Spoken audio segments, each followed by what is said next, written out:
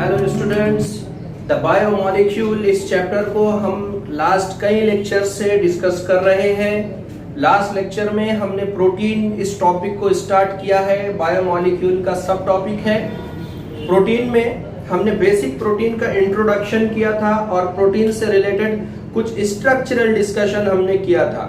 Chemical structure, basic skeleton system, basic arrangement of hydrocarbons and different form of proteins in relation with structural point of view आप लोग biomolecule topic में ही पढ़ेंगे, लेकिन organic chemistry के biomolecules में आपको ये डिटेल में देखना है स्ट्रक्चरल पॉइंट ऑफ व्यू से। यहाँ पर हम जो डिस्कस कर रहे हैं बायोमोलिक्यूल टॉपिक, ये हम बायोलॉजिकल पॉइंट ऑफ व्यू से इस टॉपिक को डिस्कस कर रहे हैं, जिसमें मैंने लास्ट लेक्चर में प्रोटीन का इंट्रोडक्शन लिया था और प्रोटीन से रिलेटेड डिस्कशन मैंने कर रखा था। आज के लेक्चर में मुझे प्रोटीन का स्ट्रक्चर डिस्कस करना है। इसको मैंने द स्ट्रक्चर ऑफ प्रोटीन इस हेडिंग के कॉन्टेक्स्ट में आपसे डिस्कस करना है। तो देखिए बच्चों, यहाँ पर मैंने जो हमारा एनसीईआरटी का डायग्राम है, उस एनसीईआरटी के डायग्राम को यहाँ पर शॉर्टली एक्सप्लेन करने की कोशिश किया हूँ।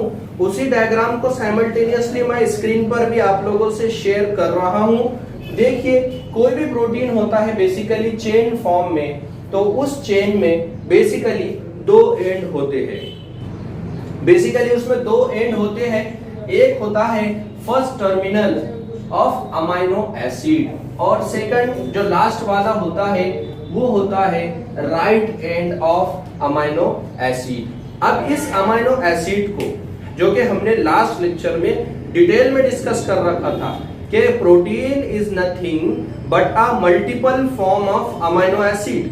अमाइनो एसिड की लॉन्ग चेन मिलकर के प्रोटीन को बनाती है। डिफरेंट अमाइनो एसिड के सीक्वेंस होते हैं जो प्रोटीन का स्ट्रक्चर बनाते हैं। प्रोटीन बेसिकली हेटेरोपॉलीमर है। हेटेरोपॉलीमर होने का मतलब क्या है? प्रोटीन हेटेरोपॉलीमर होने का मतलब ये है कि जो अमाइनो एसिड की सीक्वेंस होती है प्रोटीन में, वो डिफरेंट अमाइनो एसिड की होती है। मतलब वो अमाइनो एसिड सेम टाइप के नहीं होते, उनमें समानता नहीं होती है, डिफरेंट टाइप के अमाइनो एसिड होते हैं। For example, according to NCERT कुछ अमाइनो एसिड के नाम यहाँ पर मैं मेंशन कर रहा हूँ और इसका कुछ डायग्रामेटिक रिप्रेजेंटेशन भी हमारे एनसीईआरटी में दे रखा है।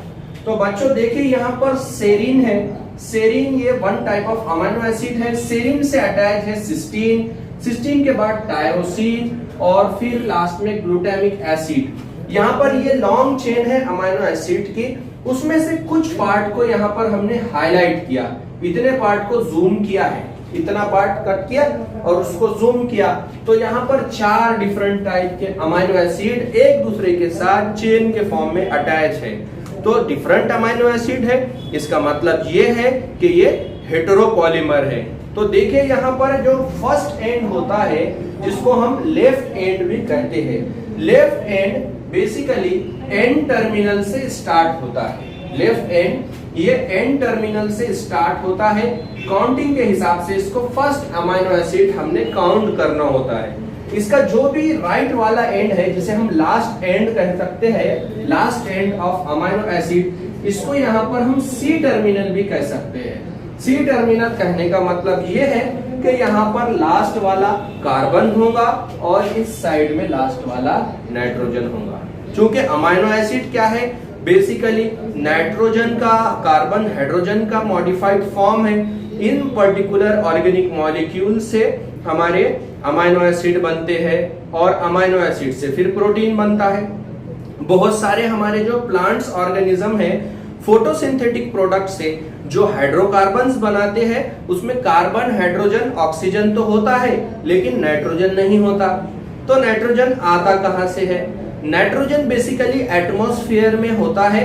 उस एटमॉस्फेयर से नाइट्रोजन को फिक्स करते हैं हमारे कुछ प्रोकैरियोटिक बैक्टीरिया, जिसको हम नाइट्रोजन फिक्सिंग बैक्टीरिया और नाइट्रोजन फिक्सिंग ऑर्गेनिजम्स कहते हैं। जिसके एग्जांपल में एनाबिना नोस्टॉक आ सकता है, जो कि बैक्टीरिया के कैटेगरी से है। ये रूट सिस्टम को इन्फेक्ट करते हैं और नाइट्रोजन को वहां से सराउंडिंग से कंज्यूम करके प्लांट के लिए वो नाइट्रोजन प्रोवाइड करते हैं। फिर उस प्लांट्स में वो नाइट्रोजन का यूज होता है और कुछ अमाइनो एसिड का मॉडिफिकेशन होकर के स्पेसिफिक प्लांट के प्रोटीन्स बनते हैं। और आपको पता है कि प्लांट ये बेसिकली प्रोड्यूसर है और इस प्लांट पे डिपेंड होते हैं बहुत सारे कंज्यूमर, जिसमें हमने प्राइमरी कंज्यूमर देखना है जो हर्बीवोरस ऑर्गेनिज्म है, वेजिटेरियन ऑर्गेनिज्म है। उस पर डिपेंड होते हैं सेकेंडरी कंज्यूमर जो कि नॉन वेजिटेरियन ऑर्गेनिजम्स है। और इस तरीके से फूड चेन में हमको ये डिटेल देखना है। तो ये जो नाइट्रोजन होता है, ये नाइट्रोजन डिफरेंट प्रोटीन्स में कन्वर्ट होते रहता है, मेटाबॉलिक रिएक्शंस में, डिफरेंट ऑर्गेनिजम्स में। और फाइनली जब हमारे बॉडी में नाइट्रोजन यूज्ड होता है तो नाइट्रोजिनस वेस्ट के फॉर्म में, ह्यूमन बीइंग में यूरिया के फॉर्म में ये बॉडी के बाहर जाता है और फिर एटमॉस्फेयर में मिक्स होता है। बहुत सारे प्लांट के लिए खाद के तौर पे हम यूरिया इस्तेमाल करते हैं, यूज करते हैं। उसका एकमात्र उद्देश्य ये है कि उस नाइट्रोजन को फिर से रिसाइकल करके प्लांट ऑर्गेनिज्म में उसको कुपाइफ करना, ये उसका मेन उद्देश्य है। तो यहाँ पर बायोलॉजिकल पॉइंट ऑफ व्यू से हमको प्रोटीन का नेचर डिस्कस करना है, केमिस्ट्री के पॉइंट ऑफ व्यू से आपको केमिस्ट्री में ये डिटेल में आने वाला है। तो देखिए यहाँ पर मैं बात करता हूँ in terms of structural point of view in relation with their physical properties. Physical property के अनुसार मैं यहाँ पर प्रोटीन के 4 अलग अलग टाइप्स यहाँ पर बता रहा हूँ उसके फिजिकल प्रॉपर्टी की वजह से। पहले तो मैं प्राइमरी प्रोटीन मैंने इसे क्लासिफाई किया हूँ। फर्स्ट वाला कैटेगरी है प्राइमरी प्रोटीन। प्राइमरी प्रोटीन की क्या खासियत है? प्राइमरी प्रोटीन ये स्ट्रेट लाइन वाला सिंपल टाइप का पैटर्न है। स्ट्रेट है मतलब क्या है कि यहाँ पर हेलिकल स्ट्रक्चर नहीं है।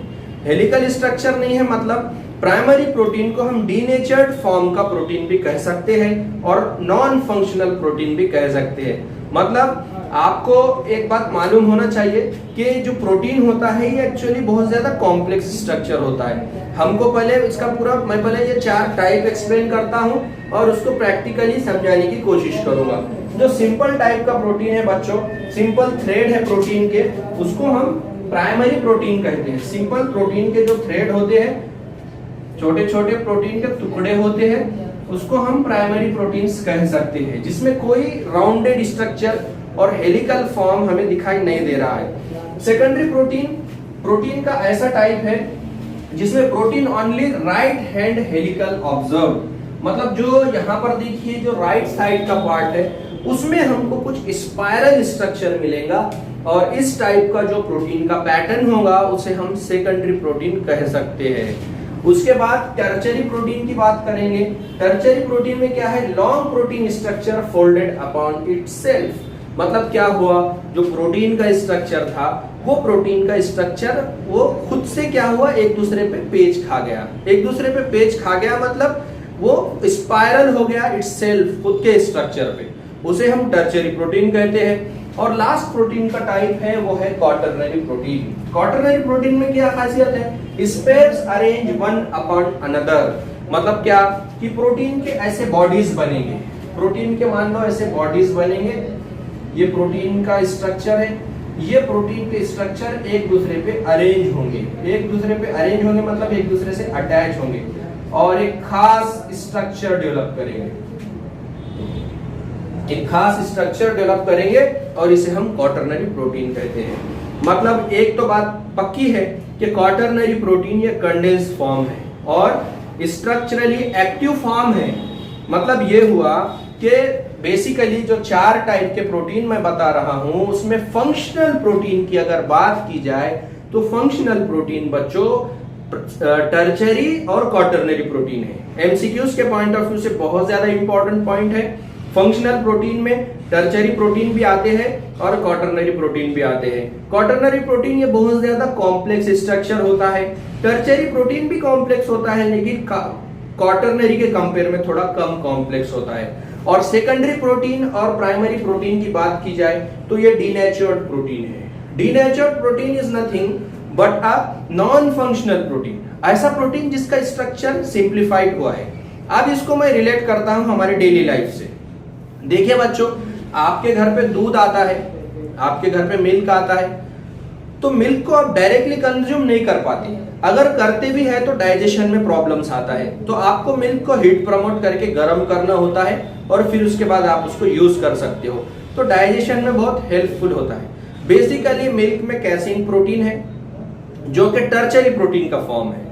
उसको जब आप गर्म करते हो तो वो टर्चरी प्रोटीन कन्वर्ट हो जाता है प्राइमरी प्रोटीन में। मतलब जो कॉम्प्लेक्स स्ट्रक्चर था वो कॉम्प्लेक्स स्ट्रक्चर छोटे छोटे टुकड़ों में चेंज हो जाता है और ये डाइजेशन के लिए बहुत ज्यादा हेल्पफुल।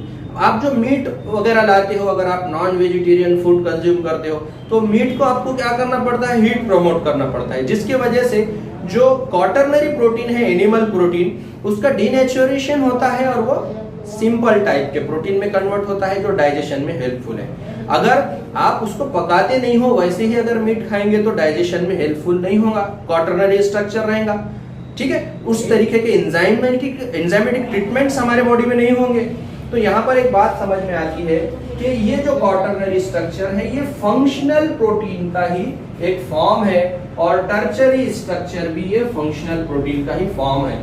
लेकिन ये जो दो प्रोटीन है बच्चों, ये डीनेचर्ड प्रोटीन है। ऐसे प्रोटीन जिसका सिंप्लीफिकेशन हो चुका है, जिसका स्ट्रक्चर अब प्रॉपर नहीं है, वो टूट चुका है छोटे छोटे थ्रेड में, टुकड़ों में, जो कि सिंपल हो चुका है। उसको जब हमारे डाइजेस्टिव ट्रैक्ट में उसका एक्सपोजर होगा तो वो कन्वर्ट होगा और ब्रेक करके अमाइनो एसिड में, और वो अमाइनो एसिड फिर हमारे बॉडी को जो रिक्वायर्ड है उस सीक्वेंस में अरेंज होगी। स्टमक में जो डाइजेस्टिव ट्रैक्ट है वहां से एब्जॉर्प्शन होगा और उसका मेटाबॉलिज्म होगा आपके लीवर में, और लीवर में ऐसे ही प्रोटीन बनेंगे जैसे हमारे बॉडी को जरूरत हो। तो यहाँ पर प्रोटीन का जो पॉइंट है बायोलॉजिकल पॉइंट ऑफ व्यू से हमने डिस्कस किया।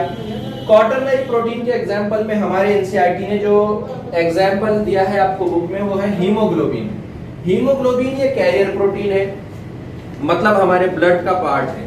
हमारे ब्लड में ये हीमोग्लोबिन होता है जिसमें आयरन और प्रोटीन कंटेनिंग कंपाउंड है। तो ये जो आयरन की प्रोटीन है, आयरन के साथ उसके वो प्रोटीन एक्चुअली क्वाटरनरी प्रोटीन होता है। और वो क्वाटरनरी प्रोटीन में दो टाइप है, अल्फा टाइप और बीटा टाइप। ये अल्फा टाइप में 2 सब यूनिट होते हैं और बीटा टाइप में 2 सब यूनिट होते हैं उसके स्ट्रक्चर के। अल्फा टाइप मतलब अल्फा कार्बन से रिलेट करो, बीटा टाइप मतलब बीटा कार्बन से उसको रिलेट करो। तो वहां पर 2 टाइप के प्रोटीन्स हमें दिखाई देते हैं, अल्फा टाइप के और बीटा टाइप के, और ये 4 सब यूनिट होते हैं। तो ये 4 सब यूनिट मिलकर के हीमोग्लोबिन मॉलिक्यूल का स्ट्रक्चर बनाते हैं। और प्यारे बच्चों, ये जो हीमोग्लोबिन है ये हीमोग्लोबिन कैरियर प्रोटीन है जो हमारे ब्लड में ऑक्सीजन को ट्रांसपोर्ट करता है लंग्स से टिश्यू तक, और टिश्यू से कार्बन डाइऑक्साइड को लंग्स तक ट्रांसपोर्ट करने के लिए रेस्पॉन्सिबल होता है। तो यहाँ पर ऐसे बहुत सारे बॉडी में फंक्शनल प्रोटीन है जो बहुत सारी एक्टिविटीज करते हैं। जैसे आज कोरोना वायरस के कॉन्टेक्स्ट में हम देखते हैं कि जो एंटीबॉडीज होते हैं वो प्रोटीन होते हैं। तो आज डॉक्टर्स क्या बोल रहे हैं, जो डाइट ले रहे तो प्रोटीनिशियस डाइट ज्यादा लो। उसके पीछे रीजन क्या है कि हमारे जो एंटीबॉडीज है वो बेसिकली प्रोटीनिशियस है। तो प्रोटीनिशियस है मतलब कौन सा प्रोटीन है वो बेसिकली क्वाटरनरी प्रोटीन है या फिर टर्चरी प्रोटीन है। Depending on the type of specific molecule वो क्वाटरनरी प्रोटीन भी हो सकता है और टर्चरी प्रोटीन भी हो सकता है। अगर वो प्रोटीन क्वाटरनरी नहीं है और टर्चरी नहीं है तो फिर वो नॉन फंक्शनल फॉर्म में, सेकेंडरी या टर्चरी फॉर्म में हो सकता। ये जो सब प्रोटीन है कंटिन्यूअसली एक्सचेंज और इंटर कन्वर्जन इनका होता ही है मेटाबॉलिक एक्टिविटीज में। और जो सेकेंडरी और प्राइमरी प्रोटीन है तो वो एज अ रॉ मटेरियल हमारे बॉडी में यूज होती है, उससे कोई दूसरे प्रोटीन भी बनते हैं। और प्रोटीन ये अमाइनो एसिड के सीक्वेंस से बनते हैं और अमाइनो एसिड की सीक्वेंस के कोड हमारे mRNA में होते हैं। mRNA पे ट्रिप्लोइड कोडान होते हैं और ये mRNA ट्रांसक्रिप्शन के बाद हमारे DNA से ही ये कोड सेलेक्ट होते हैं और mRNA, tRNA और राइबोसोमल RNA मिलके वहां पर प्रोटीन का डिजाइन करते हैं रफ एंडोप्लाज्मिक रेटिकुलम में, जो कि हमने पिछले लेक्चर में, पिछले चैप्टर में हमने डिटेल में देखा था। ऑफलाइन लेक्चर जब भी स्टार्ट होंगे एक बार फिर ये सब टॉपिक हम रिवाइज करेंगे ताकि आपकी कोई शंका आशंका बाकी ना रहे। होप आप लोगों को ये टॉपिक बहुत अच्छे से समझ गया होगा। नेक्स्ट लेक्चर में हम कोई दूसरा मॉलिक्यूल स्टार्ट करेंगे और उसको डिटेल में देखेंगे। प्रोटीन से रिलेटेड जो भी पॉइंट्स बचते हैं वो भी मैं पहले आने वाले लेक्चर में डिस्कस करूंगा और उसके बाद फिर दूसरा यूनिट वहां पर मैं डिस्कस करूंगा। होप आप लोगों को ये टॉपिक बहुत अच्छे से समझ रहा होगा। अगर कोई डाउट हो तो आप हमसे क्वेश्चंस कर सकते हैं।